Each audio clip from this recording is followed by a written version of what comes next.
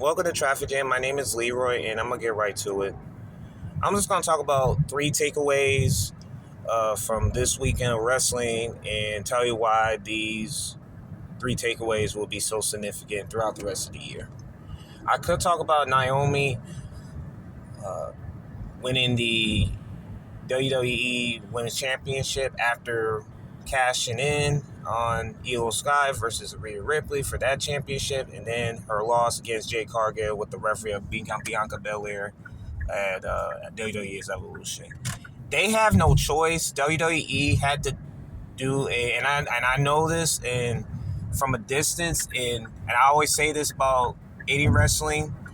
They want the wow factor, and they got this wow factor right here. And Naomi, as a heel, will have to be the remaining of her time as champion.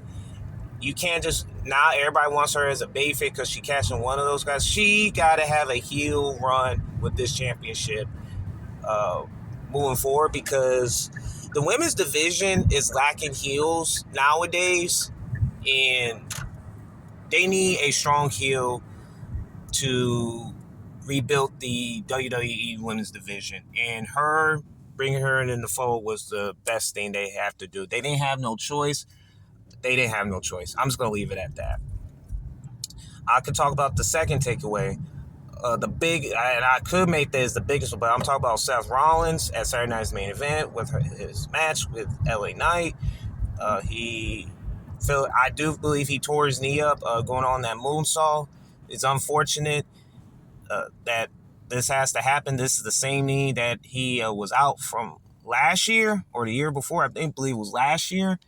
And he was out for a while, man. And it sucks that this man has to be sidelined because of a move that, and I always say this, man, they're professionals. And I always say this, once you're in the age where you're at, where you can't do things when you're in 20s and 30s, those days are over, man. You just got to make those adjustments. And I do wish a speedy recovery for Seth freaking Rollins. It's sad that this man has to be sidelined because of a move that he usually is familiar, that he rarely uses nowadays. It's the moose off the rope. Yeah, and LA Knight beat him clean. They had to call it audible. They had no choice. So, yeah, Seth Rollins is a big deal. I don't know what they're going to do with the Money in the Bank. They need to make it as a match at either tonight or SmackDown or SummerSlam to make this a legitimate. And they have to do it. They have to. Or they could get one of them to Bronson Reed or Braun Breaker. One of those two. I could talk about the third takeaway, and I'm talking about AEW All In was a decent show.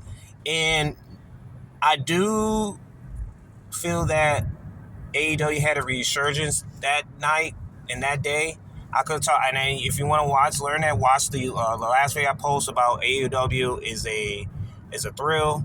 It was decent. I'm glad they got the title off of Jon Moxley. Adam Page is the new champion.